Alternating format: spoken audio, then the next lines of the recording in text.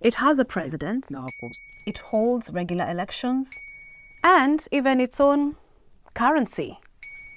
In theory, Somaliland looks like any other country, but it's not recognized as such by, well, any other country. Back in 1991, Somaliland declared its independence from Somalia. Except Somalia still considers it a part of the country and not a sovereign nation. And the majority of the international community has the same view. But all that could now change. Let me explain.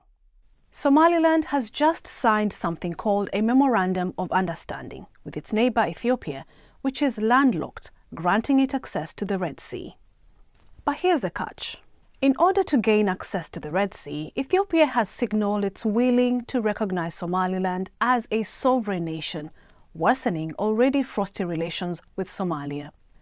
So what do we know about the deal? Well, so far, not much. The details haven't been fully disclosed. Somaliland believes that statehood is part of the agreement, but Ethiopia hasn't actually been too clear about it. However, Somalia is feeling outraged. And they're not the only ones. The African Union, comprising 55 states, defends what it calls Somalia's territorial integrity. And many in the continent fear that this could become a wider geopolitical issue in the Horn of Africa.